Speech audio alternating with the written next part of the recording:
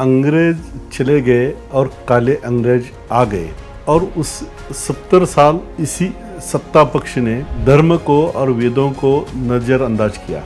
They did not just ignore us, they tried to crush us.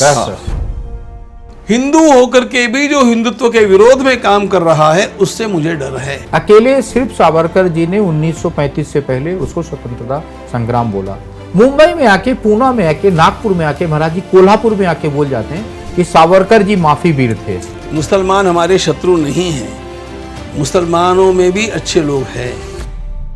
Madam any बेज़ंट का एक वाक्य है, the fault lies not with Hinduism but with the Hindus that they have not kept it. उन अंग्रेजों ने भी जो विनाश नहीं किया, इतना विनाश करने वाले लोग हमारे ऊपर आकर के बैठ गए और इन लोगों ने सभी दृष्टियों से संस्कृत भाषा को नष्ट करने का प्रयास किया।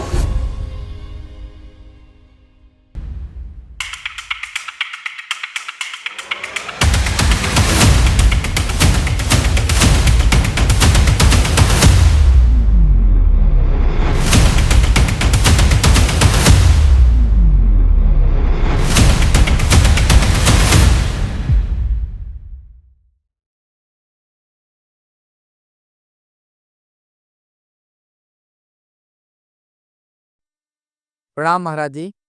जय श्री कृष्ण। जय श्री कृष्ण महाराज जी। आपका बहुत बहुत आभार महाराज जी, आपने अपने बहुमूल्य समय से हमें समय दिया। अमर साबले जी ने हमें बहुत इंस्पायर किया, बहुत मदद किया। सो महाराज जी, ये हमारा प्रयास है कि आप जैसे जो महापुरुष हैं, त्यागी पुरुष हैं, उनके जो पुरुषार्थ हैं उससे देश का जो जेनजी है, स्पेशली जो 2005-6 के बाद पैदा हुआ महाराज जी, उनको ये दिखाना कि जो जिंदगी है वो संघर्ष के बाद ही आपको हीरा मिलेगा, सोना मिलेगा। आपको रील बनाने के बजाय रियल लाइफ में आना पड़ेगा और ये रियल लाइफ आपसे बेहतर, आपकी जिंदगी से बेहतर कि आपने अपना जो ये पूरा चुना हुआ है, पूरा जो आपकी जीवन यात्रा है वो अद्भुत है। सो महाराज जी, इसी के साथ शुरू कर रहे हैं। साबले साहब। महाराज जी, वेद और उपनिषद से हजारों साल जिस समाज को दूर रखा गया, उस समाज तक वेद उपनिषद पहुंचाने की कुछ योजना है और इस पर हम कुछ काम कर रहे हैं। सबसे पहले मुझे समाधान इस बात का है कि आपने इस कटु सत्य की ओर मेरा ध्यान खींचा और सबका ध्यान खींचा कि हम लोगों को वेद और उपनिषदों से दूर रखा गया। It was planned. वेद और उपनिषद इस भूमि की मूल संपत्ति है। ये राष्ट्र खड़ा है मंदिरों को तोड़ने के लिए, जो कुछ किया, लेकिन शिक्षा में उतना उन लोगों ने हम लोगों का अपकार नहीं किया जितना अंग्रेजों के द्वारा किया गया। अब पूरी बात आपको बताऊं तो अंग्रेजी शिक्षा इस देश में लागू हुई 1836 में। उससे पूर्व 18 वर्षों तक ये लोग इस संपूर्ण देश का एजुकेशनल सर्वे करते रहे और उस एजुकेशनल सर्वे में उन लोगों ने ये पाया कि इतना शिक्षित देश तो कोई है ही नहीं, इतना प्रामाणिक देश भी कोई है नहीं। उन लोगों ने विचार ये किया कि यदि इस देश के ऊपर हम लोगों को सदा के लिए राज करना होगा तो सबसे पहले इन लोगों के दिमाग खराब करने के लिए शिक्षा पद्धति को बदलना पड़ेगा। मैक्स वेल का एक वाक्य मैं आपको बतलाता हूं, which is very famous sentence. What he said, India has been conquered once, it must be conquered again and the second conquest must be through education. हम लोगों को इनकी शिक्षा में पेनिट्रेट करना पड़ेगा।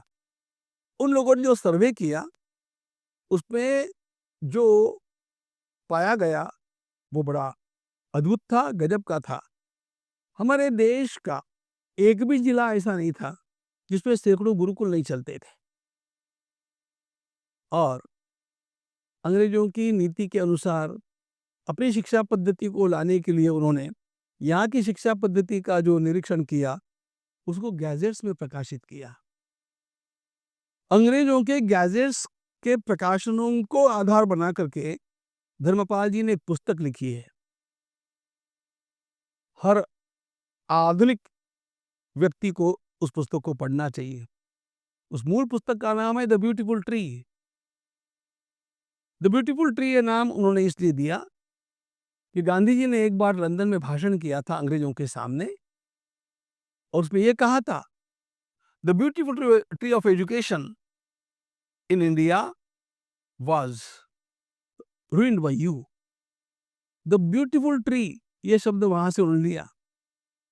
और क्या शिक्षा पद्धति थी उसकी उसकी पूरी खोज की, और जो पाया वो गजब का था। लगभग 80% भारत साक्षर था, सुशिक्षित था, और आजादी के पश्चात भी हम लोग अभी तक वहां तक नहीं पहुंच पाए हैं। अब इसको नष्ट करने के लिए उन्होंने सबसे पहला कानून जो बनाया वो गुरुकुलों को बंद करना। अंग्रेजों के द्वारा बनाया गया इस देश को कुचलने के लिए पहला कानून जो था, गुरुकुलों को बंद करना, ताकि अंग्रेजी शिक्षा पद्धति लाद दी जाए। तो उन्होंने सभी के सभी हमारे धर्म ग्रंथों के बारे में, जिसमें से आत्मविश्वास जागृत होगा, जिसमें से राष्ट्र प्रेम उभरेगा, जिसमें से भारत के लिए गौरव का अनुभव होगा, ऐसा सब कुछ निकाल दिया। और हर व्यक्ति को ऐसा लगना चाहिए पढ़ने के बाद कि जो कुछ अच्छा है वो विदेश से आया है, और जो भारत में है वो त्याज्य है। मैकॉले का एक वाक्य है कि मेरी शिक्षा पद्धति चालू होने के पश्चात 30 साल के भीतर एक ऐसी पीढ़ी खड़ी हो जाएगी जो रक्त और चमड़ी में तो भारतीय रहेगी, लेकिन दिल और दिमाग से विदेशी बन जाएगी। और यह हो गया, और इसका सबसे पहला आरंभ बंगाल में हुआ, और तब से ये सारा आत्मविश्वास खोने लग गया। बस परमात्मा की इस देश के ऊपर सबसे बड़ी कृपा यह है कि बंगाल में से ही एक महात्मा खड़ा हो गया, स्वामी विवेकानंद, जिन्होंने स्वयं एक शंखनाद किया विदेश की धरती पर और भारतीय अस्मिता को जगाना आरंभ किया। इसलिए मैं स्वामी विवेकानंद जी को भारतीय पुनरुत्थान का अग्रदूत मानता हूं। उन्होंने वह शंखनाद किया, उसको और बहुत अच्छा आधार दिया योगी अरविंद जी ने। सनातन धर्म क्या है, हिंदू धर्म क्या है, और राष्ट्रीयता हमारी कैसे सनातन की जड़ों से जुड़ी हुई है, इन सब बातों को उन्होंने बहुत अच्छी तरह से लोगों के सामने लाया। अपने तपोमय जीवन में से उन्होंने यह सारे संसार को संदेश दिया, और संसार का कल्याण होना है तो सनातन को सुदृढ़ होना पड़ेगा, और सनातन को सुदृढ़ होना है तो हम लोगों को मूल ग्रंथों का अध्ययन करना पड़ेगा। इस प्रकार से उन्होंने पुनः वेद और उपनिषदों की ओर हमारा ध्यान आकृष्ट किया। महाराज जी, ये 80 साल हो गए देश को आजाद हुए। इसमें बहुत सारे अच्छे प्रधानमंत्री आए, 3 बार नई शिक्षा पद्धति भी लाई। अभी महाराज जी क्या दिख रहा 2005-6 के बाद कि जो लड़कियां हैं, जो मतलब औरतें हैं, हमारे समाज की 50% भागीदार हैं जनसंख्या के हिसाब से और रिसोर्स के हिसाब से। महाराज जी, लड़कियां जो है, कोई भी जो लड़के सीधे हैं, कर्मकांडी हैं, धर्म कर रहे हैं, वेद कर रहे हैं, उनके साथ शादी नहीं करना चाहती महाराज जी। स्पेशली महाराष्ट्र, कर्नाटक, तमिलनाडु और केरला। इसके लिए महाराज जी क्या योजना है आपके पास? मूल बात ऐसी है कि इन सबके भीतर हमारी राष्ट्रीय अस्मिता का जागरण करना होगा, और जो नैरेटिव सेट किया गया कि जो बाहर से आया वो अच्छा है और जो मूल भारत का है वो सही नहीं है, इसको तोड़ना पड़ेगा। अब इसके लिए हम लोगों को नई पीढ़ी के भीतर हमारे ग्रंथों के बारे में जागरूकता निर्माण करनी पड़ेगी। मैं आपको बतला दूं, इन वेदों का पुनर्जागरण करने के लिए 35 वर्ष पहले हमने महर्षि वेदव्यास प्रतिष्ठान की स्थापना की, और महर्षि वेदव्यास प्रतिष्ठान के माध्यम से इस समय देश में 40 वेद विद्यालय चल रहे हैं। देखो, दक्षिण भारत में वेद अभी भी कुछ मात्रा में सुरक्षित है, लेकिन उत्तर भारत में तो वेद लगभग भुला दिए गए। ऐसी स्थिति में उत्तर भारत में वेदों की पुनर्स्थापना करने के लिए हमने प्रयास किया और एक एक करके 40 विद्यालय निर्माण हो गए। 40 तो मैं हमारे द्वारा डायरेक्टली संचालित विद्यालयों की बात कर रहा हूं, लेकिन श्रद्धेय अशोक जी सिंघल जी के अनुरोध पर मैंने दिल्ली में विद्यालय स्थापित किया जो उनके द्वारा संचालित था। अब उस एक विद्यालय में से 18 विद्यालय और निर्माण हो गए।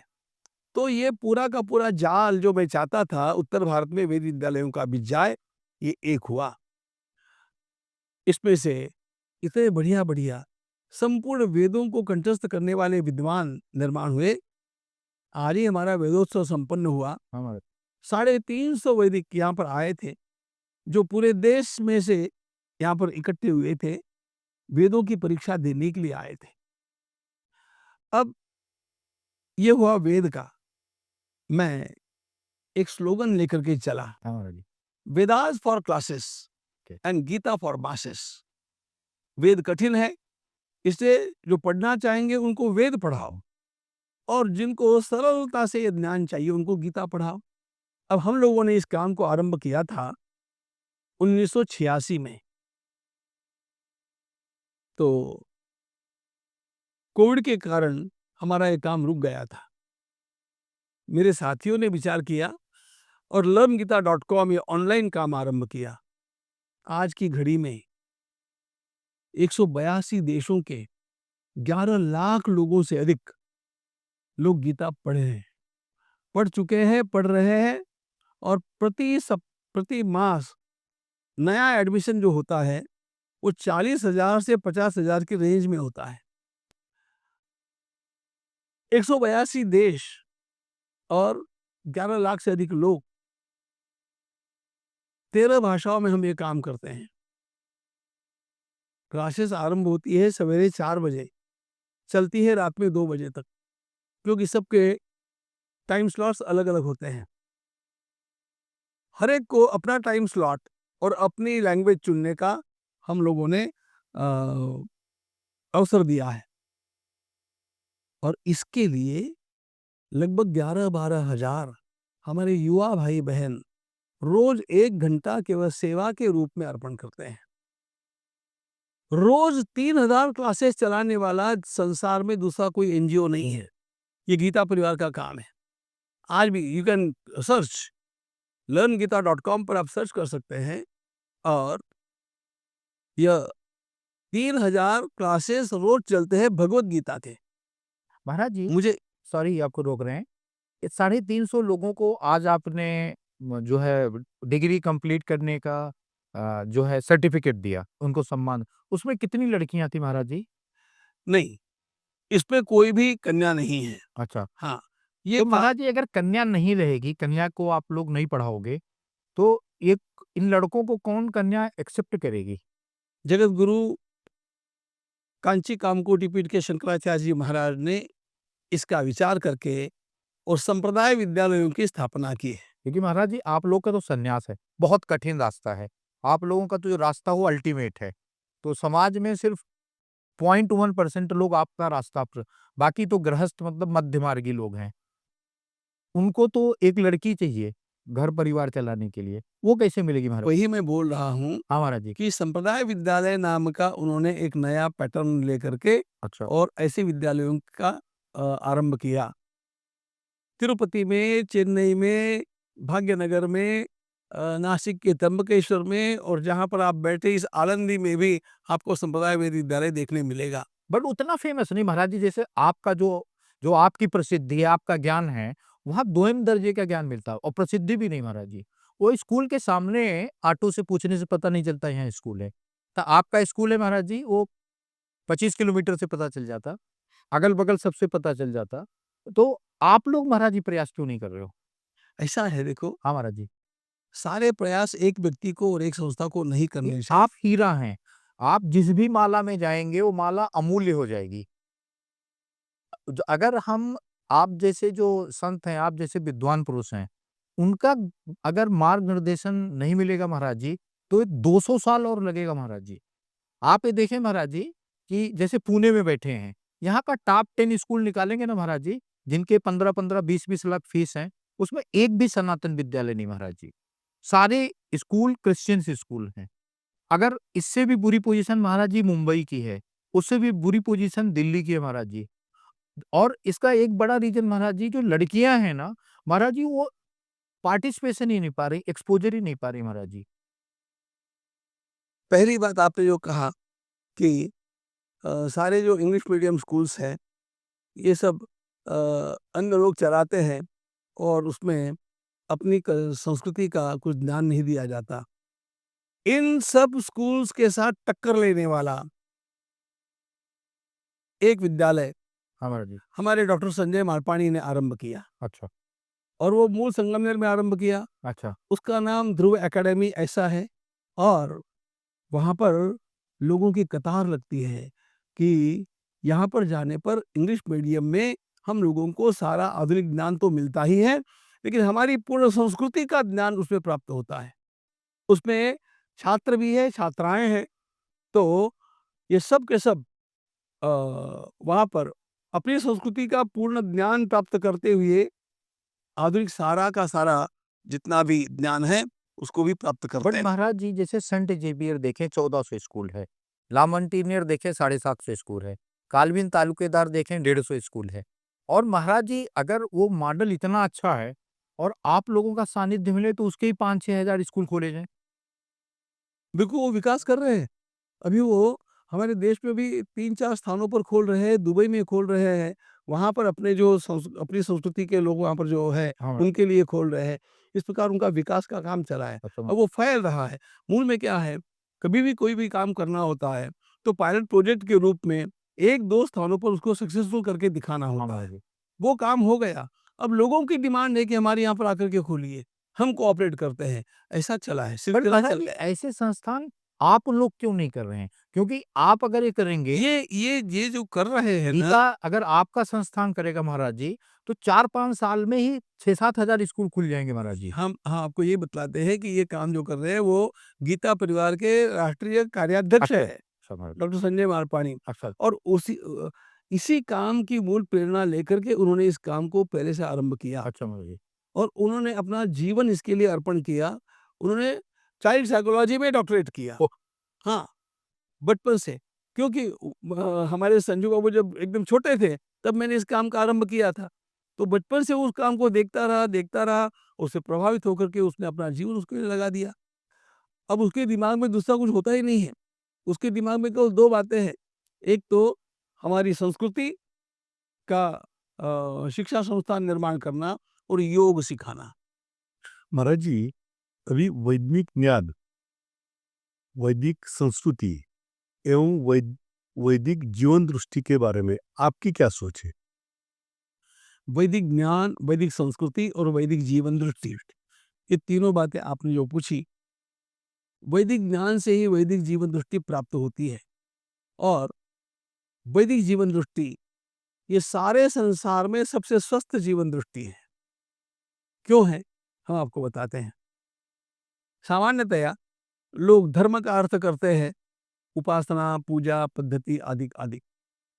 वेदों ने जो धर्म हम लोगों को दिया, वो पूजा पद्धति का धर्म नहीं है, जो लोगों को ध्यान में नहीं आता है। वेदांत और कॉस्मिक कॉन्स्टिट्यूशन, ये सारा संसार जिन नियमों के अधीन रह करके चल रहा है, उन नियमों के संकलन का नाम वेद है।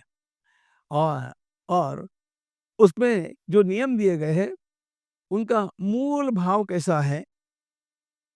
व्यष्टि, समष्टि, सृष्टि और परमेष्टि। ये संस्कृत शब्द है, मैं सादे शब्दों का उपयोग करता हूँ। व्यक्ति, समाज, प्रकृति और परमात्मा, इन चारों में संतुलन रखने के जो नियम हैं, उनको धर्म कहते हैं। इन चारों के संतुलन को जब भी आप तोड़ेंगे, तब भी आप किसी न किसी मुसीबत में फंसेंगे, कोई न कोई संकट आएगा। जैसे हमने अपने विकास के लिए प्रकृति के साथ खिलवाड़ किया, प्रकृति को नष्ट करने का प्रयास किया, ग्लोबल वार्मिंग इतना बढ़ गया, हमने पेड़ों को क्रूरता से काटा। उसका परिणाम क्या हो गया? उसका परिणाम प्रकृति अब मानो बदला लेने को तैयार हो गई। हमने संतुलन बिगाड़ दिया। वेदों की शिक्षा, आपने वेदों की जीवन पद्धति की बात पूछी है।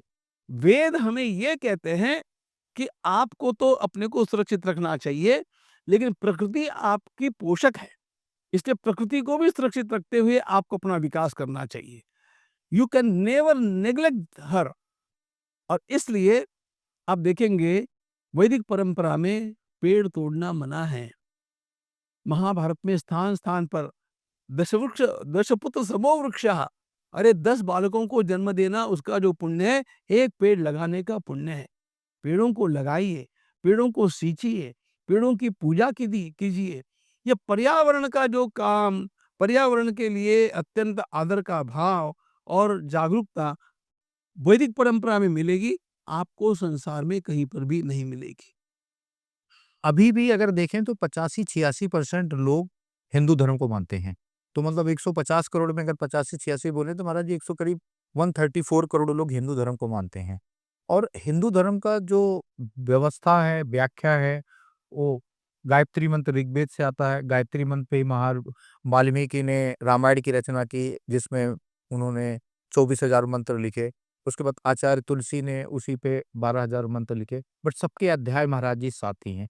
इतनी गहराई में संस्कृति है, इतनी गहराई में वेद है, फिर भी भारत में पेड़ दुनिया में, मतलब अगर आप महाराज जी देखें तो हमारा स्थान 150 के नीचे जाता महाराज जी। क्या रीजन है? वेद पर्यावरण में, जंगल में महाराज जी हमारे पास कुछ 16-17% जंगल बचे हैं, जबकि ये एक समय था 1930-20 में हमारे पास महाराज जी जंगल करीब 40% होते थे। तो इतना मतलब बढ़िया हमारा संस्कृति है महाराज जी। आप जैसे इतने विद्वान ज्ञानी ऋषि हैं, योगी हैं, दूसरे किसी व्यवस्था में महाराज जी मैं यूएस था महाराज जी, मैं पर्शियन यूनिवर्सिटी टर्की में भी पढ़ा, जापान में भी पढ़ा। दूसरे किसी व्यवस्था में महाराज जी ये व्यवस्था नहीं है कि जो योगी हैं, जो सन्यासी हैं, पूरा जिंदगी दे दें। और ये परंपरा भी नहीं महाराज जी। उसके बाद भी क्या रीजन है कि हम इतनी मजबूती से इसको कर नहीं पा रहे हैं, घर घर पहुंचा नहीं पा रहे हैं महाराज जी?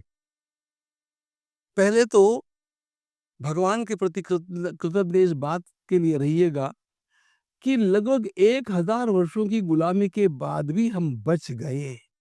सारे संसार में एक भी देश ऐसा नहीं है जो इस प्रकार से बच सका है। मैं आपको एक ऐतिहासिक सिद्धांत बतलाता हूं। हमारा जी जहां जहां मुगलों का आक्रमण हुआ और जहां उन्होंने लगभग 75 से 80 वर्षों तक राज कर लिया, वो देश समाप्त हो गया, वो समाज, वो संस्कृति समाप्त हो गई, वापस खड़ी नहीं हो पाई। ये सारे संसार का इतिहास है। ईरान, मिस्र, रोमा सब मिट गए जहां से, ये इसका वर्णन है। But all the historians agree on one point, they say the only exception is India. एकमात्र भारत ऐसा देश है जो इतने आघातों को झेल करके भी बच गया, और केवल बचा नहीं तो इतनी संख्या में बच गया, और पुनः वो खड़ा भी हो रहा है। तो इसलिए सबसे पहले इस इंफीरियरिटी कॉम्प्लेक्स को छोड़ दीजिए कि हम हार रहे हैं। एक नहीं महाराज जी, हम हमने सुन लीजिए, हमारा जी सुन लीजिए। एक विश्वास खड़ा कीजिए कि हम खड़े हो रहे हैं और हम खड़े होकर के दिखाएंगे। अब आपने कहा कि अ, इतने वर्ष क्यों लगे? और आप जैसे जो संत हैं, इतने विद्वान संत है नहीं किसी धर्म में। महाराज जी हम तो देखते हैं ना कि आप जैसे जो संत हैं जिन्होंने पूरी जिंदगी, आपने 3 साल 2 साल की उम्र से पूरी जिंदगी दे दी। हमारे जितने संत हैं महाराज जी वो पूरी तरीके से डेडिकेटेड हैं।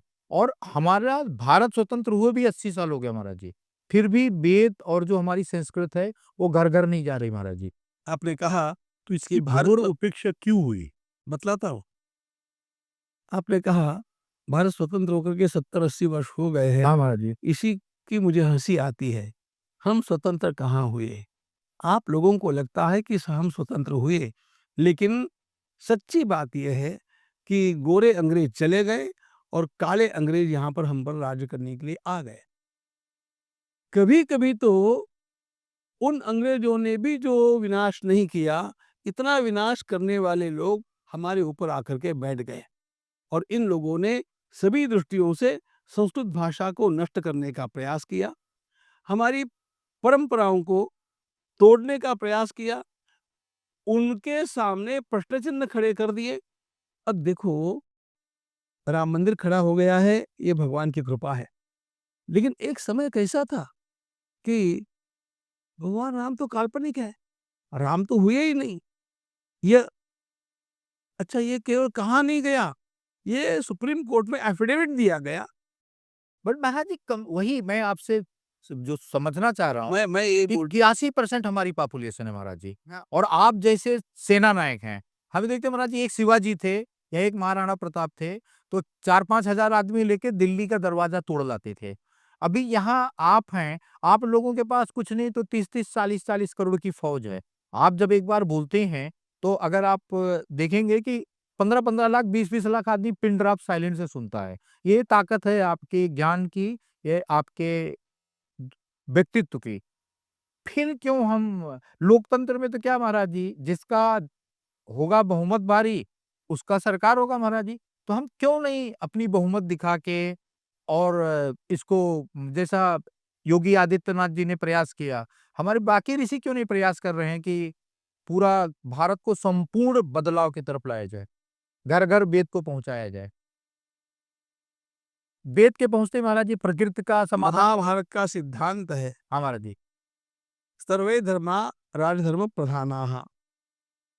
सभी प्रकार के कार्यों में आखिर राजनीति का अंकुश बहुत बड़ा काम करता है, और वो राजनीति का अंकुश हम लोगों के लिए इतना घातक हो गया। हाँ महाराज जी। आप कह रहे हैं कि घर घर वेद क्यों नहीं पहुंचते। आपको पता होना चाहिए कि हमारी सरकारों ने हमारी संस्कृति को कुचलने के लिए इस प्रकार के कानून बिल्कुल षड्यंत्रों के तहत बना लिए। जैसे 30A का जो कॉलम है हमारे संविधान का, वो कैसा आया, उस पे क्या है, उस पे ये है, आपको पता होगा कि बाकी सब लोग अपने अपने धर्म ग्रंथ विद्यालयों में, स्कूलों में पढ़ा सकते हैं, हिंदू अपने धर्म ग्रंथ विद्यालयों में पढ़ा नहीं सकता है। ये कानून है, ये आपको पता है क्या? हाँ मालूम है महाराज जी। हाँ, और ये कानून जब बन रहा था उस समय सरदार वल्लभ भाई पटेल ने उसका विरोध किया था कि इससे मेरे धर्म की हानि होगी। दुर्दैव की बात यह है, उस समय तो उसको पीछे कर लिया गया।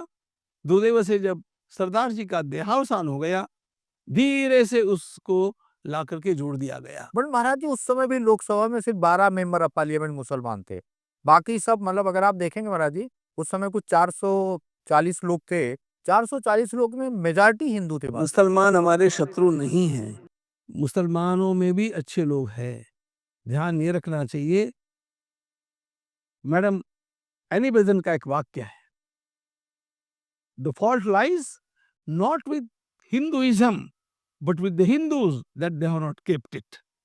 अप्रामाणिक हिंदू, ये हमारा सबसे बड़ा प्रश्न चिन्ह है।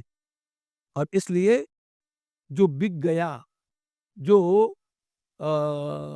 अज्ञान के कारण या बिक जाने के कारण, रक्त से, शरीर से हिंदू होने पर भी, भारतीय होने पर भी विदेशी उनका एजेंट बन गया, ऐसे लोगों के हाथ में राजतंत्र आ गया, ऐसे लोगों के हाथ में ब्यूरोक्रेसी आ गई, ऐसे लोगों के हाथ में हमारा प्रसार माध्यम आ गया।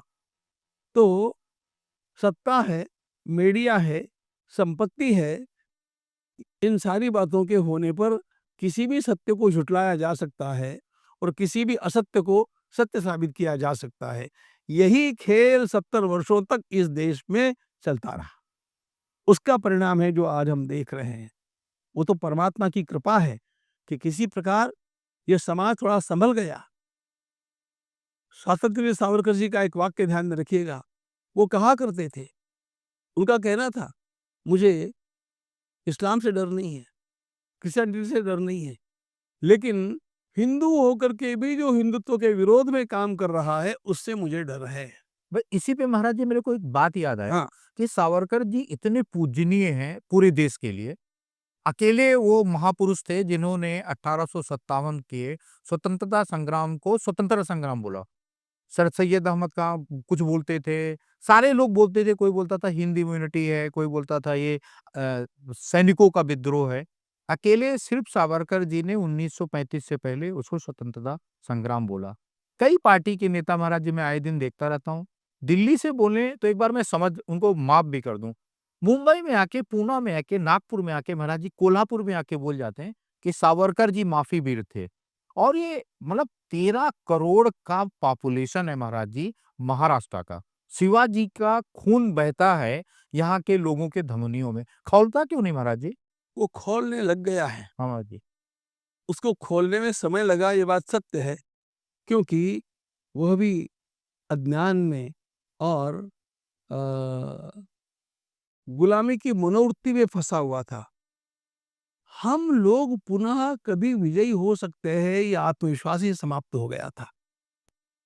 नहीं, सच्ची बात तो ये है कि वातावरण ऐसा निर्माण हो गया था कि भारतीयों को लगने लग गया था, अंग्रेजों ने आकर के बहुत अच्छा काम किया है, काहे को उनका विरोध करना चाहिए।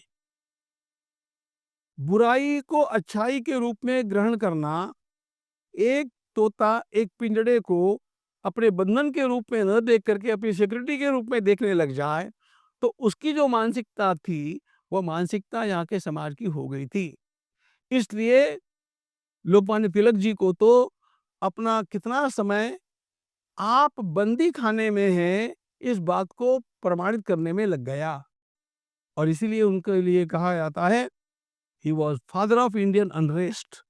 इंडियन अनरेस्ट, क्योंकि मिट्टी के गोले के समान ये समाज हो गया था, उसको गुलामी की आदत हो गई थी। और महाराज जी अभी भी आके लोग गाली देके जाते हैं। अभी मैं 3-4 महीने पहले भी देखा कि यहाँ चुनाव चल रहे थे महाराष्ट्र के, कई बड़े नेता आए और वो बोल के चले गए। ना लोगों ने प्रोटेस्ट किया, ना बंद किया, और मतलब ये 2 पक्ष हो गया। ऐसा है, हाँ महाराज जी। अभी आकर के बोलने वाले जो बड़े नेता है ना, हाँ। लोग उनकी ओर देखते हैं एक विदूषक के रूप में, एक जोकर के रूप में। महाराज जी हम जो ये मिशन चला रहे हैं इंस्पायर इंडिया, मतलब आप लोगों के एक्सपीरियंस को, आप लोगों के व्यक्तित्व से हिंदुस्तान के जो और दुनिया के जो जेनजी जिनको बोलते हैं, जेनजी बोलते हैं जो रील में ही बिजी रहते हैं, रियल लाइफ उनको बहुत कम दिखता है। उसके बहुत सारे परिणाम आ रहे हैं महाराज जी, मारपीट बहुत हो रही, वायलेंस बहुत बढ़ गया, वैवाहिक जीवन नहीं है, कोई जो है 4-4 5-5 बार डाइवोर्स हो रहे हैं, स्कूल नहीं जा रहे हैं। तो महाराज जी मैं ये समझना चाहता हूँ कि आप लोगों से कैसा एक प्रयास शुरू हो कि हम वो गुरुकुल वाला समय देख पाए, कि बच्चे जमीन पे आवे, आपके नीचे बैठ के पढ़े और सामने आपके याद करें और एग्जाम दें, और वो वाला समय आवे जिसमें पूरी दुनिया का भला हो महाराज जी। वास्तविकता ये है कि अभी जो महर्षि वेदव्यास प्रतिष्ठान की ओर से हम लोग चला रहे हैं, मैंने कहा 40 वेद विद्यालय, ये 40 वेद विद्यालय नहीं, 40 गुरुकुल है। 40 गुरु। हाँ, छात्र भी वहीं रहते हैं, अध्यापक भी वहीं रहते हैं, दिन रात साथ में रहते हैं। क्योंकि केवल बोलने से या पौन घंटे का एक व्याख्यान देने से आदमी बदलता नहीं है। उसका संपूर्ण जीवन बदलने के लिए उसको अपने टीचर का जीवन देखने भी मिलना चाहिए, उनमें प्रेम का एक भाव संबंध भी निर्माण होना चाहिए। इस प्रकार के गुरुकुलों की स्थापना होना ही अत्यंत बड़ी आवश्यक बात है, और यह जितनी मात्रा में हम कर पाएंगे, ये शासन के सहयोग के बिना नहीं होगा, लेकिन शासन के सहयोग से इस प्रकार का कार्य करना आरंभ करने पर यह काम सफल हो सकता है। यह मैं अभी नालंदा में देख करके आया हूँ। महाराज जी। मैं अभी नालंदा में एक ज्ञानकुंभ का आयोजन हुआ था, जिसके लिए मैं गया था, और नालंदा वैसे नाम ही बहुत बड़ा हाँ, नहीं बोलो। और हमारे लिए वो एक प्रेरणा का स्थान है। तो मैंने जाकर के देखा, अभी वहाँ पर भारतीय, तिब्बत और थाईलैंड आदि स्थानों से आए हुए बालक एकत्रित पढ़ रहे हैं। बहुत अच्छा काम वहाँ पर चल रहा है। वो एक गुरुकुल है, एक बड़ा गुरुकुल है। लेकिन आज वो जितना बड़ा है, इससे कितना गुना बड़ा पहले वो था। और वहाँ के टूटे हुए खंडरों को भी देख करके अनुमान किया जा सकता है कि उसका ग्रैंडर कैसा रहा होगा। अच्छी बात है कि हमारी सरकार ने उन खंडरों को तोड़ने नहीं दिया, उनको वैसे बचाए रख करके नया निर्माण करने के लिए प्रेरणा की है। तो हम कल्पना कर सकते हैं, भारत की महानता इन गुरुकुलों पर निर्भर करती थी। और इसीलिए मैंने आपसे पहले ये बात बताई कि अंग्रेजों ने पहला कानून जो बनाया वो गुरुकुलों को तोड़ने का कानून बनाया। हम लोगों को इसी प्रकार की व्यवस्था आरंभ करनी पड़ेगी।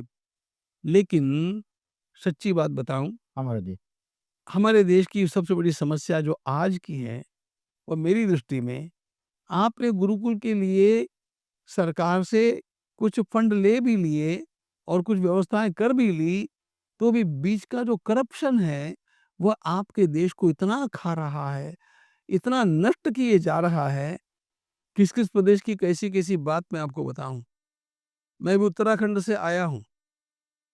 छोटे मोटे काम भी वहां पर कुछ तो भी आपको मिले बिना नहीं होते हैं। और अ, ये जो वातावरण हम सब जगह देख रहे हैं, हमारे संपूर्ण देश को लगा हुआ एक कैंसर है, ऐसा मुझे लगता है। वो महाराज जी इसलिए तो ऐसा नहीं हो रहा कि पहले जो हमारे मंदिर थे, पहले मंदिर थे हमारे महाराज जी हमारे, वो बहुत मतलब रोजगार के केंद्र थे। काशी है, काशी लोग व्यापार करने आते तो रोजगार करते थे। नालंदा ज्ञान के केंद्र के साथ रोजगार केंद्र था महाराज। तक्षशिला जी था, श्रृंगेरी था, ये सारे जो थे, चोल संप्रदाय में देखें, राष्ट्रकूट संप्रदाय में देखें, पल्लव संप्रदाय में बिल्कुल देखें, ठीक बात। भगवान राम की राजधानी देखें, अयोध्या देखें महाराज जी, सारे ना महाराज जी जितने हमारे बड़े धार्मिक स्थान थे, उनके पास नालंदा, तक्षशिला जैसे बड़े भी थे और सारा बिजनेस वहीं होता था महाराज जी। अब हमारे सारे मंदिर इन दोनों चीज से दूर हो गए, राजनीति से भी दूर हो गए महाराज जी और रोजगार से भी दूर हो गए।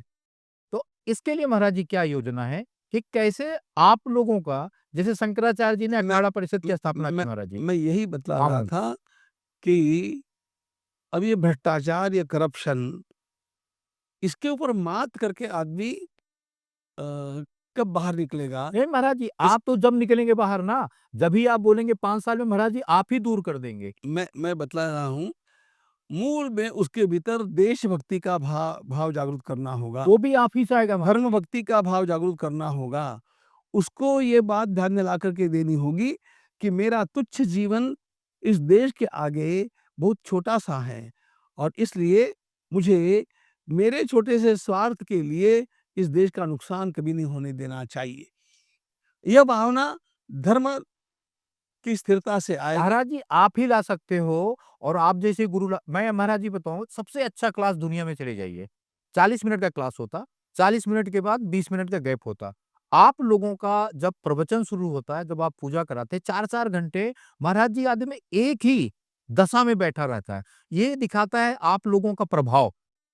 और मैंने एक छोटा प्रभाव देखा था जब आचार्य जी ने, श्री राम शर्मा आचार्य जी ने गायत्री मंत्र शुरू किया, गायत्री परिवार शुरू किया, लाखों लोगों ने करप्शन छोड़ दिया था, लाखों लोगों ने महाराज जी, लाखों लोगों ने घरों में गायत्री पूजा शुरू कर दिया था, लाखों लोगों ने गायत्री में दीक्षा ले लिया था, एक श्री राम शर्मा आचार्य जी ने। महाराज जी आप लोगों के पास इस समय तो सब है, मीडिया है, आर्टिफिशियल इंटेलिजेंस है, ब्लॉकचेन है महाराज जी, कि मतलब अगर आप लोग संकल्प कर लेंगे महाराज जी, 5 साल में दिखेगा आपको सब चेंज हो गया महाराज जी। क्योंकि आप लोगों का प्रभाव मतलब वही है, आप लोग वो हनुमान हो जिसको आपकी ताकत ही एहसास नहीं हो रही महाराज जी। कोई दुनिया में महाराज जी ताकत नहीं है जो 4 घंटे अपने सामने 10,000 से लेके 1 लाख आदमी को पिन ड्रॉप बैठा ले महाराज जी। आप लोग हैं महाराज जी वो ताकत। आप मेरी इस बात से एग्री करेंगे कि नहीं करेंगे महाराज जी? निश्चित रूप से यह हम लोगों की ताकत कितनी है ये मुझे पता नहीं, लेकिन हमारी भारतीय जनता, इस समाज में जो श्रद्धा है, उस श्रद्धा में ये शक्ति है कि हमारे धर्मगुरुओं का श्रवण करना चाहिए और उनमें विश्वास रखना चाहिए। अब बात ऐसी हो गई है कि इस प्रकार का श्रद्धा रखने वाला जो समाज है, वो समाज थोड़ा अलग है, और युक्ति प्रयुक्ति से किसी भी प्रकार चुनावों को जीत करके सत्ता को अपने कब्जे में करने वाला समाज थोड़ा अलग है। महाराज जी, आप लोगों ने फ्री छोड़ दिया है। एग्जैक्टली आप लोगों ने क्या किया है, जो शक्ति है, जो ताकत है, वो आप लोगों ने फ्री छोड़ दिया है। उसका लोग क्या फ़ायदा पा रहे हैं? जो उपयुक्त लोग हैं, जिन मतलब पात्रता क्या होती है महाराज जी? अगर पात्र लोग बाहर नहीं निकलते तो अपात्र लोग कब्ज़ा कर लेते हैं। अगर सूर्य छिप जाता है तो अंधेरा अपने आप कब्ज़ा कर लेता है महाराज जी। तो क्या हो रहा है कि जो आप लोग, जो प्रभावशाली लोग हैं, वो बाहर नहीं आ रहे हैं। इसकी वजह से अब आप देखिए ना, बहुत सारे कथावाचक हैं महाराज जी, वो 2-2 3-3 करोड़ रुपए 1-1 घंटा कथा के ले रहे हैं। तो मतलब इस समाज में प्रभाव है महाराज जी। मतलब ऐसा नहीं है कि महाराज जी उनके साथ कोई बहुत नॉलेज है, या उन्होंने कोई नालंदा में 20 साल पढ़ के आए हैं, या उन्होंने ब्रह्मचर्य ले लिया है। कुछ नहीं महाराज जी, ये सारी ताकत अध्यात्म में, विद्या में है। सिंस आप लोग नहीं जा रहे हैं, तो अपात्र लोग उसका फ़ायदा उठा रहे हैं महाराज जी। देखो, अंग्रेजी में एक कहावत है, बड़ी अच्छी है।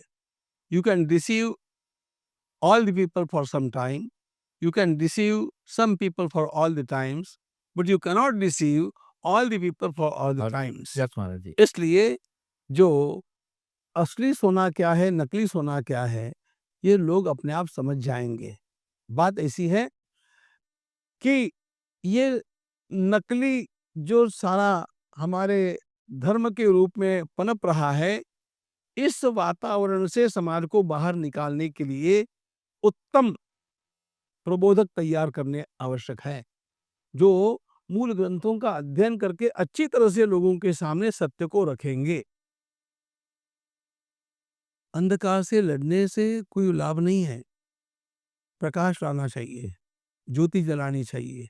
तो अगला विवेकानंद कब आएँगे महाराज? वेदश्री तपोवन में और हमारे वेद विद्यालयों के माध्यम से हम वही कार्य कर रहे हैं। तो महाराज जी, अगला विवेकानंद आज कब? के मेरे समापन के भाषण में मैंने यही कहा था कि इस प्रकार के ही लोग हम लोगों को निर्माण करने हैं, जिनको देखने के पश्चात लोगों को पता चलेगा कि अब तक जो हम सुन रहे थे वो सत्य नहीं था, ये सत्य है।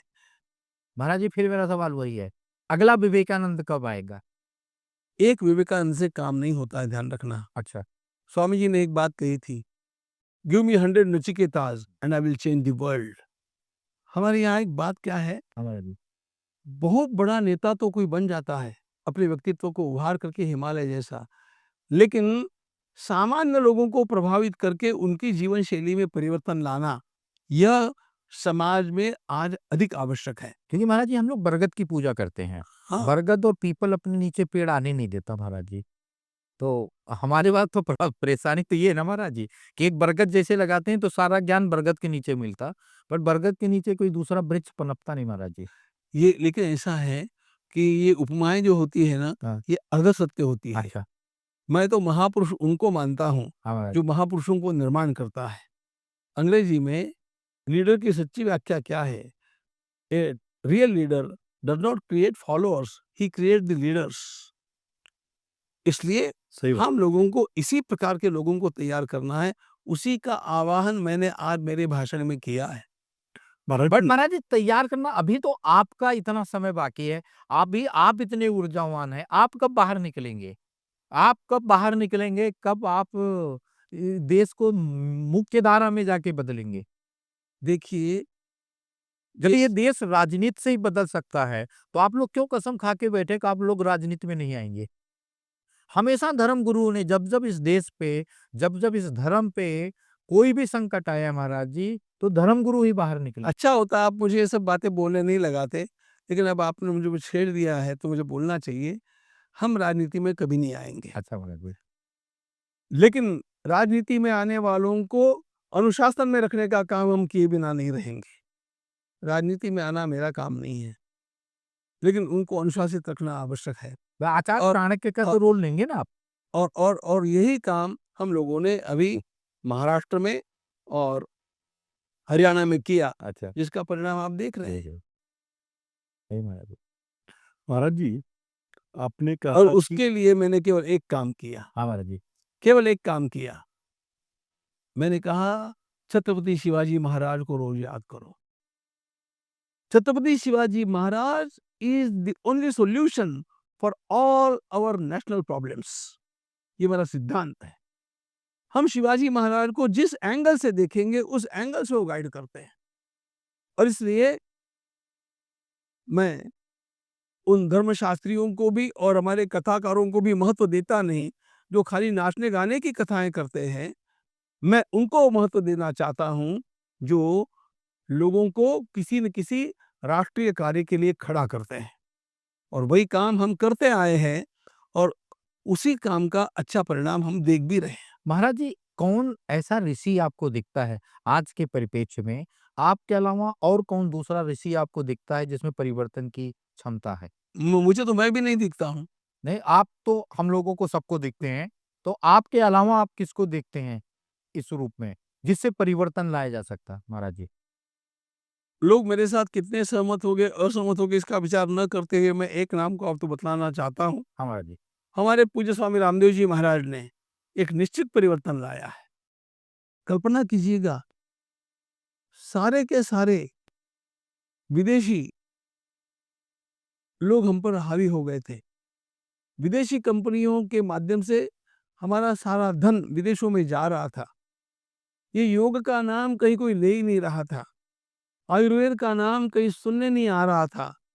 ऐसी स्थिति में एक महात्मा ने उठ करके इस प्रकार का काम किया कि सारे लोगों का दृष्टिकोण बदल गया। बदल गया महाराज जी। आज संसार में भारत की ओर देखने का जो दृष्टिकोण बना है, वह दृष्टिकोण बनने में स्वामी रामदेव जी का भी बड़ा हाथ है। महाराज जी, एक स्वामी रामदेव जी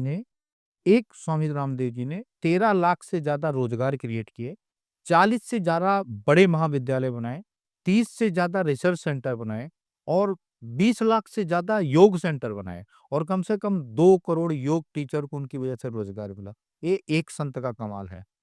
आप लोग जब निकलेंगे तो वो कमाल कब दिखेगा? हम उनके साथ जुड़े हुए हैं। महाराज जी, आपने एक जवाब में कहा था कि अंग्रेज चले गए और काले अंग्रेज आ गए, और उस 70 साल इसी सत्ता पक्ष ने धर्म को और वेदों को नजरअंदाज किया। लेकिन अयोध्या में नहीं, मैं आपको सुधारना चाहूंगा। नजरअंदाज नहीं किया, कुचलने का प्रयास किया, ऐसा कहिए। नजरअंदाज करना होता है इग्नोरिंग। बराबर, They did not just ignore us, they tried to crush us. तो ऐसा है। उन्होंने क्रश करने के बाद जब अयोध्या में राम मंदिर बना तो इससे ये चिंगारी फिर एक बार वेदों का, उपनिषदों का जो आत्मतेज बढ़ा सकता है। निश्चित रूप से पढ़ा सकता है। मैंने मेरे उस दिन के भाषण में भी कहा था कि ये एक साधारण मंदिर नहीं है, ये राष्ट्र मंदिर है। इस मंदिर के कारण राष्ट्र खड़ा होने वाला है, क्योंकि इस मंदिर ने हमारा आत्मविश्वास निर्माण किया। और ध्यान रखना, वही राष्ट्र जीतता है जिसका आत्मविश्वास बरकरार है। यदि हमने आत्मविश्वास को खो दिया तो सब चला जाता है। लोग 3 वाक्य बोलते हैं अंग्रेजी के, if wealth is lost nothing is lost, if health is lost is lost, if character is lost everything is lost. लेकिन मैं चौथा वाक्य अपनी ओर से जोड़ते रहता हूं मेरे भाषणों में, but if confidence is lost everything is lost for ever. हमारे समाज का सारा आत्मविश्वास ही समाप्त हो रहा था। राम मंदिर ने क्या किया? यस, हम कुछ कर सकते हैं, ये आत्मविश्वास दिया। और ध्यान रखना, ये आत्मविश्वास बढ़ता जाएगा, वो महाराज जी ये अधिकाधिक काम करता जाएगा। वो महाराज जी, अभी भी बहुत सारे बड़े लीडर हैं, जनता के लीडर हैं, अभी भी राम मंदिर गए नहीं। ये राष्ट्र के गौरव का प्रतीक है। सुप्रीम कोर्ट ने डिसीजन दिया, सर्वोच्च अदालत ने डिसीजन दिया, उसके बाद भी बहुत सारे जो बड़े लीडर हैं वो गए नहीं। और ये 86% की जनता, मैं तो बार-बार जान के हैरान हूँ कि 86% की जनता का खौफ ही नहीं उनको महाराज जी। जनता को उनका खौफ है, हाँ, लेकिन जनता उस खौफ को बोल-बोल करके दिखाना नहीं चाहती है। तो कब दिखाएगी जनता महाराज जी? जनता जब मतदान का समय आएगा तो दिखा देगी। महाराज जी, अभी हम सऊदी अरब थे, कुछ 3-4 महीने पहले। सऊदी अरब में ये रमज़ान चालू हुआ। अज़ान लगता महाराज जी, जो जहाँ होता उधर ही खड़ा हो जाता। तो मैंने पूछा उसको, मालूम तो था ही फिर भी पूछा कि ये क्या बात का? तो बोले खौफ है। अगर कोई चलता मिला तो जो दंड है, जो धर्म है, इतनी बड़ी सज़ा देगा कि लोग उसको झेल नहीं पाएँगे। ये ऐसा हमारे यहाँ क्यों नहीं हो रहा महाराज जी? और राष्ट्र का प्रतीक है। राम मंदिर अगर आपने बनाया होता, हमने बनाया होता, लोग नावेद में समझ सकता। 100 साल संघर्ष चला, सुप्रीम कोर्ट का डिसीजन आया, इतने सालों के बाद महाराज जी, भव्य मंदिर बना। मैंने देखा कि आपने बहुत विशेष भूमिका निभाई, पूरी पूजा कराई, सब कुछ महाराज जी हम लोगों ने देखा और आपके उच्चारण और आपका व्याकरण सुन के तो हम लोगों की मतलब आँखों में आँसू आ गए। इतना शुद्ध व्याकरण आप कर रहे थे, इतना शुद्ध आप उच्चारण कर रहे थे। तो महाराज जी इतना कुछ आप तो किसी पार्टी से नहीं है, आप तो वेद का प्रचार कर रहे हैं, फिर भी लोग क्यों नहीं गए महाराज जी? आपको सत्य बात बतलाता हूँ हाँ महाराज जी। कि जिन जिन पार्टियों के नेता नहीं पहुंचे, उनके अनुयायी वहां पर पहुंच गए। अच्छा महाराज। सब लोग गए।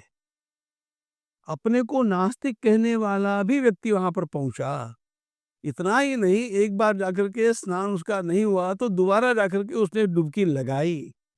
लेकिन अब जिनके नाम समाज के सामने आ रहे हैं और जिन लोगों को ऐसा लगता है कि वहां जाने से हमारी धर्मनिरपेक्षता की छवि पर कुछ आंच आएगी, तो डर के कारण उनके भीतर दूसरा खौफ है। उस डर के कारण वे बेचारे अपना मुंह छिपा रहे हैं। मन के मन में तो वे भी राम को मानते हैं, ऐसा मेरा विश्वास है। लेकिन it is their face saving that they are not going there. लेकिन ये धर्मनिरपेक्षता ये छद्मी है, ऐसा हमें नहीं हमारे लगता। संविधान में तो नहीं था क्योंकि महाराज। हमारे प्रियम्बल में, हमारे संविधान में, तो कहीं हमारे संविधान के उद्देशिका में धर्मनिरपेक्षता और समाजवाद ये विषय ही नहीं था। महाराज जी, मंदिर हम कई बार ऐसा सवाल आपसे पूछते-पूछते रह जा रहे हैं, क्योंकि आपका व्यक्तित्व इतना बड़ा है। मंदिर महाराज जी और धर्म राज्य को जन्म देता है, राजनीति को जन्म देता है। तो मंदिर का पहला कर्तव्य और धर्मगुरु का पहला कर्तव्य है रोजगार देना। कब से मंदिरों से रोजगार शुरू होगा महाराज जी? ऐसा है, अभी भी आप लोग देखेंगे कि प्रश्न पूछा जा रहा था, राम मंदिर बनने से रोटी मिलेगी क्या? विश्वनाथ कॉरिडोर बनने से कोई समस्या का समाधान होगा क्या? राम मंदिर के बनने के बाद वहाँ की जीडीपी में जो उछाल आया है, काशी विश्वनाथ का कॉरिडोर बनने के बाद वहाँ का टर्नओवर जिस प्रकार से घूम गया है, और हमारे महाकाल मंदिर में भी जो वातावरण हम देखते हैं, इन सब का एक ही हम लोगों के लिए संदेश है कि आप धर्म केंद्रों को संवारिए, आपकी अर्थनीति अपने आप संवारी जाएगी, अपने आप। हमारे मूल जो देवालय रहते थे, वे केवल प्रार्थना मंदिर नहीं हुआ करते थे। वहाँ हम भगवान का निवास मानते हैं, प्रभु का वो घर मानते हैं, और इसलिए हमारे देश में सारी विद्याएं, सारी कलाएं जो कुछ पनपा, वो मंदिर को केंद्र में रख करके पनपा है। यदि हम आज भी पुराने जमाने की तरह आज भी मंदिर को केंद्र में रख करके और वहां पर आने वाले लोगों को विभिन्न प्रकार के शिल्पों में, विभिन्न प्रकार के तकनीकों में, विभिन्न प्रकार के व्यवसायों में यदि प्रशिक्षित करना आरंभ कर देंगे, तो अपने आप श्रद्धा के कारण लोग बिना किसी प्रकार का भ्रष्टाचार किए प्रामाणिकता से अध्ययन भी करेंगे और रोजी रोटी में लग जाएंगे। मुझे तो बड़ा आश्चर्य इस बात का होता है कि हमारे यहाँ पर विश्वविद्यालयों को अधिक महत्व दे दिया गया, और ये विश्वविद्यालय करते क्या है, बहुत दिनों तक उनसे फी चूस करके और कुछ वर्षों के बाद उनके हाथ में एक कागज पकड़ा देते हैं जिसको सर्टिफिकेट कहते हैं किसी डिग्री का। और सारी देश की स्थिति ऐसी है कि ये प्रमाण पत्र लेकर के लोग जगह जगह घूम रहे हैं, नौकरी दीजिए, नौकरी दीजिए, नौकरी दीजिए। अच्छा, हम आपको अपना अनुभव बताते हैं। ऐसे प्रमाण पत्रों को लेकर के आए हुए लोगों से जब हम पूछते हैं कि भैया वो आपका जो सर्टिफिकेट है उसको रखो, आप क्या कर सकते हैं ये बताओ। तो क्या करना चाहिए? हम उनसे कहते हैं कि एक लेटर ड्राफ्ट करो, उनको नहीं आता है। हम उनको सादी-सादी बातें एक जोड़ अच्छा लगाओ, वो नहीं आता है। उसके पास प्रमाण पत्र है, but he can't do anything. हमें कागज लेकर के घूमने वालों की आवश्यकता नहीं, अपने हाथों से कुछ करके दिखाने वालों की आवश्यकता है। वाह महाराज जी वाह। और इसलिए इस प्रकार के कुछ केंद्र, मंदिरों को केंद्र में रख करके बनाए जा सकते हैं, जिसके बारे में मैं स्वयं सोच रहा हूँ हाँ महाराज जी। कि आने वाले छात्रों को, आने वाले युवकों को, किशोरों को, वो चाहे 8वीं 10वीं कितना भी पास हुआ है, लेकिन उसको यदि स्किल दे दिया जाए तो अपने आप वो अपनी रोजी रोटी आनंद से कमाना आरंभ करेगा, अधिकतम 1 से 2 वर्षों के भीतर।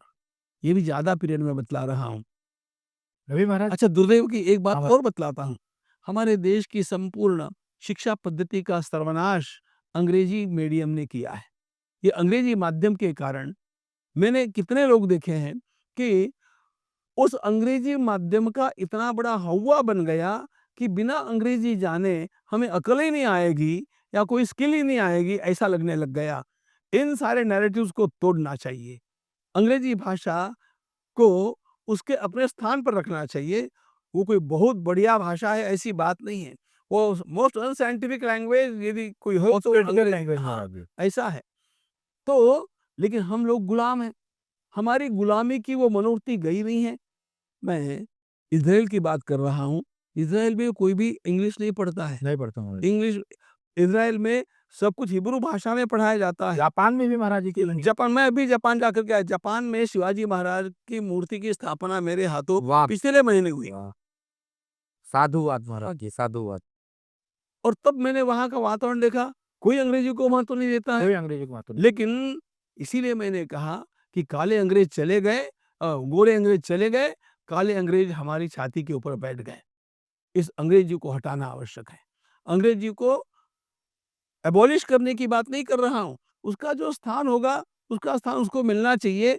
लेकिन हमारी न्याय व्यवस्था क्यों अंग्रेजी का उपयोग करती है? बट महाराज जी ये सवाल आप किससे पूछ रहे हो? आप ही तो सत्ता के केंद्र हो, ध्यान के केंद्र हो, आप ही के हाथ में ताकत है। अब आचार्य चाणक्य अगर बोले विद्यार्थियों से कि हमें ये परिवर्तन लाना चाहिए, तो विद्यार्थी कहाँ जाएंगे महाराज? आचार्य चाणक्य को भी कुछ समय लगा, उसी प्रकार का समय लग रहा है। लेकिन ध्यान रखना, दो स्लोली वी आर अहेडिंग श्योरली। हम लोग निश्चित रूप से आगे बढ़ रहे हैं और एक समय ऐसा आएगा जब यहाँ का राष्ट्रीय समाज उसी को ऊपर जाता हुआ देखना चाहेगा जो राष्ट्र में विश्वास करता है, जो धर्म का पालन करता है, जो जीवन में नीतिमान है और जो वास्तव में समाज का भला करने के लिए समर्पित है। ऐसे ही लोगों को आगे लाने के लिए समाज कटिबद्ध हो जाएगा। और आपसे एक और बहुत पर्सनल सवाल है महाराज जी कि हमारे जो पुराने आचार्य थे, आचार्य चाणक्य अर्थशास्त्र इकोनॉमिक्स, आचार्य द्रोणाचार्य फाइटिंग वेपन्स तीर विद्या, हम ऐसे आचार्य अब क्यों नहीं दे रहे हैं कि स्पेशलाइज दें, एआई का आचार्य दें, आर्टिफिशियल का आचार्य दें, मशीन लर्निंग का दें, ब्लॉकचेन का आचार्य दें। मतलब हमारे एक गुरुकुल का पूरी दुनिया में नाम हो कि अगर एआई सीखना है तो उस जगह जाओ। एक का नाम हो कि अगर टैंक लेना, फाइटर जेट लेना तो उस गुरुकुल जाओ। अगर एक ला सीखना है तो उस गुरुकुल जाओ। ये कब से शुरू यानी करेंगे? कि वेद और विज्ञान एक साथ कब चलेंगे और कैसे चलेंगे? ऐसा है, वेद और विज्ञान तो साथ में चल ही रहे हैं, लेकिन हम लोगों को ये विश्वास नहीं है कि वो साथ में चल रहे हैं। वेदों में जो कुछ कहा है वो वैज्ञानिक तथ्य है। वेदों में क्या कहा? वेदों ने तो सृष्टि के नियमों को हमारे सामने रखा है, विज्ञान ने भी वही रखा है। वेदों ने ये बात कही, विज्ञान ने उसके लिए साइंटिफिक प्रूफ हम लोगों को प्रयोगशाला के माध्यम से दिए, कैलकुलेशन के माध्यम से, ऑब्जर्वेशन के माध्यम से दे दिए। पूरा वेद विज्ञान अधिष्ठित है, वेद विज्ञान साथ में चल रहे हैं, लेकिन हम लोगों को उस प्रकार से पढ़ाया नहीं जा रहा है। मैं आपको एक उदाहरण दूंगा। हमारा जी 10 वर्ष पहले तक हमारे यहाँ पर जितनी भी साइंटिफिक कॉन्फ्रेंसेस हुई, उसमें एक बार भी एक भी व्यक्ति को 1 घंटे के लिए भी भारतीय वैज्ञानिक प्रगति, scientific development in ancient India, इसके ऊपर बोलने का चांस क्यों नहीं दिया गया? क्योंकि हम लोगों के मन में से ये बात निकाल देना चाहते थे कि यहाँ पर कोई साइंस था, हाँ। जबकि संसार का सबसे बड़ा साइंस हमारे देश में था। हमने संसार को शून्य दिया, हमने संसार को ग्रेविटेशन दिया, हमने संसार को सूर्य का और हमारा अंतर क्या है ये दिया। हमारी लीलावती, हमारा वराह मिहिर, हमारे आर्यभट्ट। अरे महाराज जी, ऐसा एक भी म्यूजियम हम क्यों नहीं बना पाए?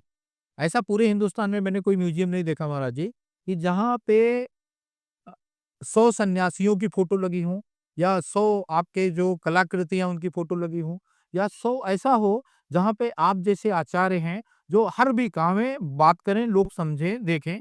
ये ऐसा क्यों नहीं हो रहा? जिस वेदशी तपोवन में आप बैठे हैं, हाँ, उसका जो अगला फेज का काम शुरू हो रहा है, अगले महीने ही शुरू हो रहा है, उसमें इसी प्रकार के म्यूजियम की हमारी योजना है। योजना है।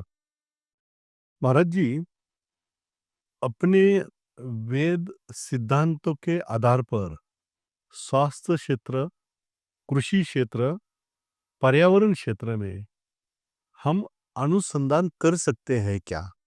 और ऐसी कोई अनुसंधान करने की योजना वैदिक परंपरा में है क्या? निश्चित रूप से इन सब बातों का अनुसंधान हो सकता है। सबसे पहले तो अनुसंधान तो बाद में करेंगे, उसका एक्सपेरिमेंटेशन भी कर सकेंगे, लेकिन पहले इसके बारे में वेदों में और महाभारत में क्या कहा गया है, इसको खोज लिया जाए, तब भी आश्चर्य होता है। पर्यावरण के बारे में आपको महाभारत में प्रचुर साहित्य मिलेगा, जो बार-बार कह रहे हैं कि आप पृथ्वी, जल, तेज, आकाश, वायु, इन सबको प्रदूषित मत कीजिए। इनके ऊपर आपका जीवन निर्भर करता है।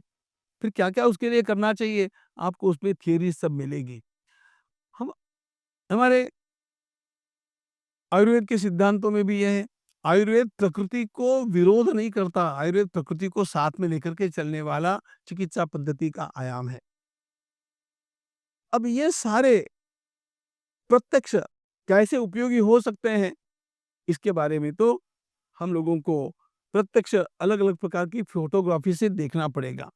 हमने यहीं पर एक प्रयोग किया, यहीं पर पिछले महीने यहाँ पर मैंने मंत्र दीक्षा में 2 व्यक्तियों का पूर्णाभिषेक किया, और उनके पूर्णाभिषेक के पूर्व और उनके पश्चात के जो फोटोग्राफी की गई, आपको उस किरलियन फोटोग्राफी में उनका उसका अंतर अपने आप दिखेगा।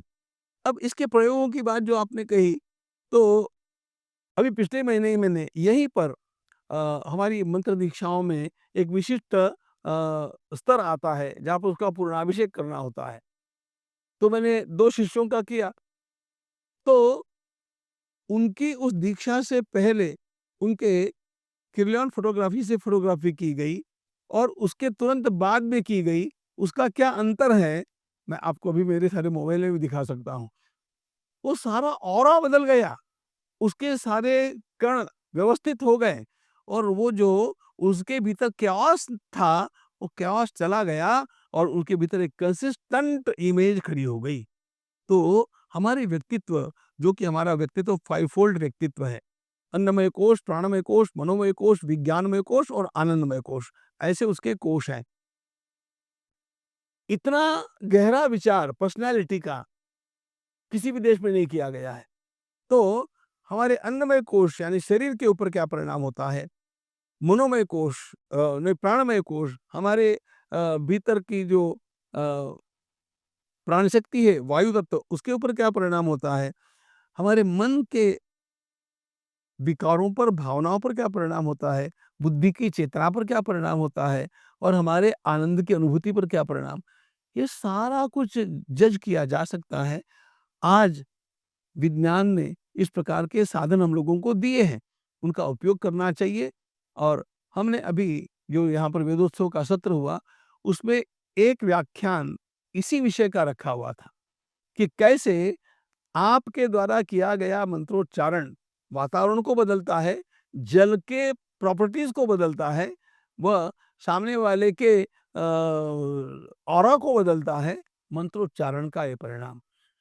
तो मंत्रों से भी होता है, ये पदार्थों से भी होता है, ये प्राणायाम आदि क्रियाओं से भी होता है। ये इट्स अ होल सिस्टम, और उस सिस्टम को जैसे आप अडॉप्ट करते हैं, तो अपने आप आपके व्यक्तित्व में एक चेतना का उत्थान निश्चित रूप से देखा जा सकता है। महाराज जी, मंत्रोच्चार का वेद और मंत्रोच्चार का इतना प्रभाव समाज के ऊपर हो रहा है, तो जो समाज भेदभाव के कारण बहुत दूर रहा है, उस समाज को ऊपर उठाने के लिए और उनको प्रभावित करने के लिए कोई अपनी कार्य योजना बनी है या बनाने वाले हैं आप?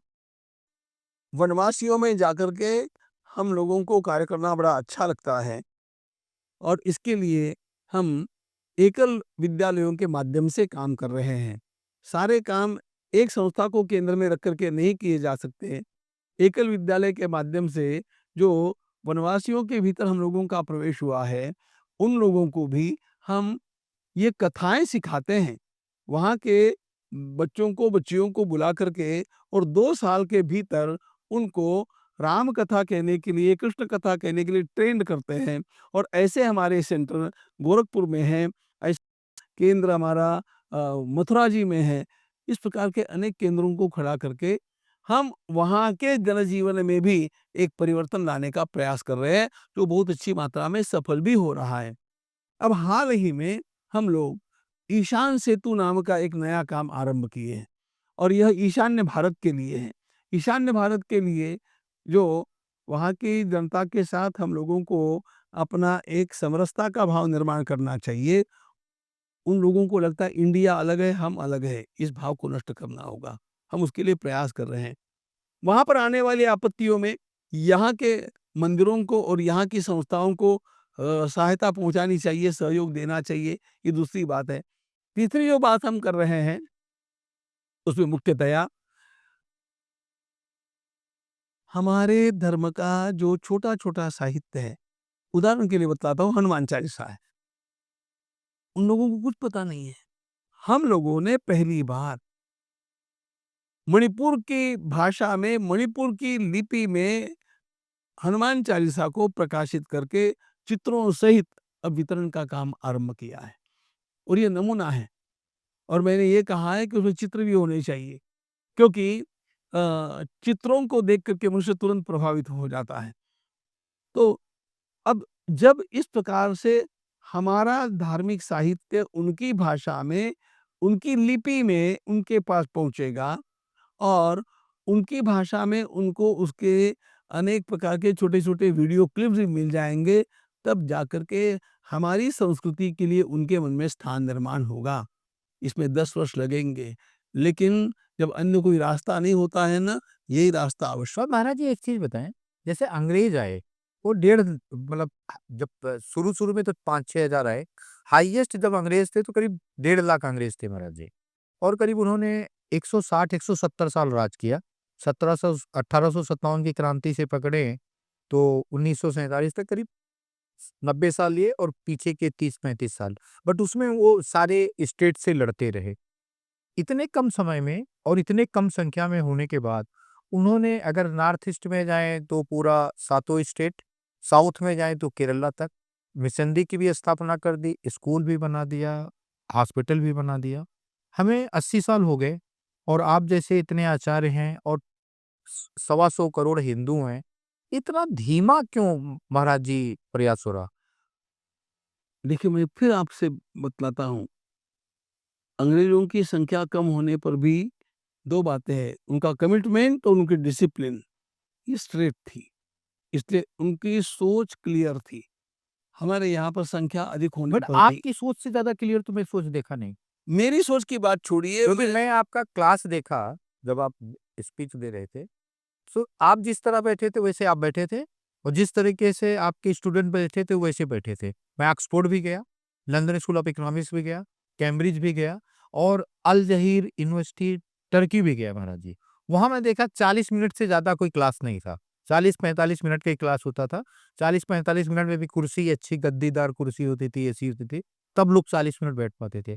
आपके पास आपने जमीन पे बैठने की व्यवस्था की थी, लोग एकदम कंसंट्रेट होके सुन रहे थे। ये शक्तियां महाराज जी कब यूज होना शुरू होंगी राष्ट्र के निर्माण में? ये विद्यालयों में तो है, गुरुकुल में है, आश्रम में है, देश के निर्माण में कब आएगा महाराज जी ये? यदि आपने आज का मेरा भाषण सुना होगा तो उसमें मैंने एक बात कही थी कि इस प्रकार की शक्तियों को जागरूक करने वाले प्रबोधकों की आज आवश्यकता है। उनको हम निर्माण कर रहे हैं और अपने आप ये सारा वातावरण बदलेगा।